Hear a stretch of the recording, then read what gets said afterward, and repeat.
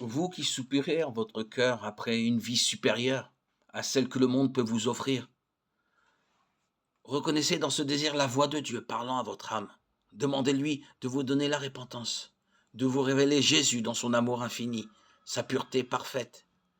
Les principes de la loi divine, l'amour de Dieu et l'amour du prochain sont parfaitement illustrés pour la vie du Sauveur. Par sa vie, il est notre modèle. Nous devons marcher sur ses pas, le suivre. Ainsi, nous pouvons être conduits vers la sainteté, vers la véritable repentance. Jésus avait un amour et un désintéressement parfait. C'était là sa vie. C'est quand nous contemplons Jésus-Christ, quand les rayons de lumière émanant de lui descendent sur nous, que nous nous rendons compte de notre état de déchéance, de perdition.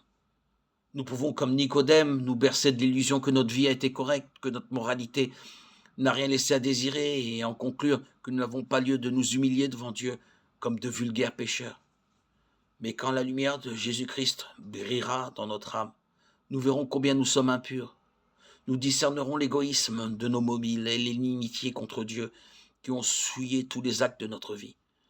Nous nous rendons compte que notre justice est véritablement comme le linge le plus souillé et que seul le sang de Jésus peut nous purifier de la souillure du péché et transformer nos cœurs à sa ressemblance. Un rayon de la gloire de Dieu, une lueur de la pureté de Jésus-Christ pénétrant notre âme, en fait douloureusement et nettement ressortir chaque tâche. Il met en évidence la difformité et les défauts du caractère humain, les désirs non sanctifiés, l'incrédulité du cœur, l'impureté des lèvres, les actions déloyales du pécheur, actions qui outragent la loi divine, éclatent à ses yeux. Son esprit est humilié et affligé sous l'influence scrutatrice de l'Esprit de Dieu.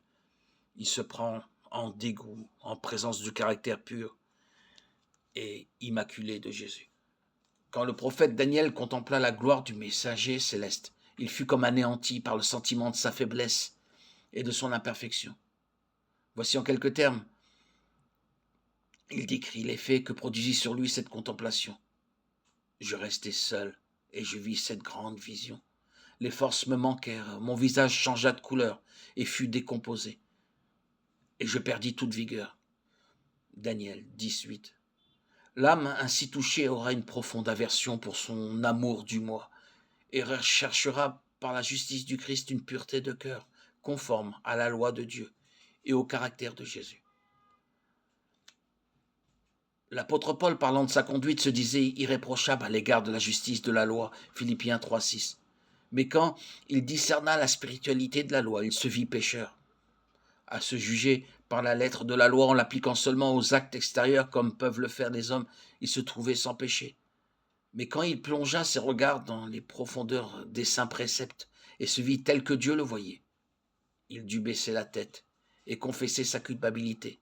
Étant autrefois sans loi, dit-il, je vivais. Mais quand le commandement vint, le péché reprit vie et moi je mourus. Romains 7, 9. Le péché lui apparut alors dans toute son horreur et la bonne opinion qu'il avait de lui-même disparut.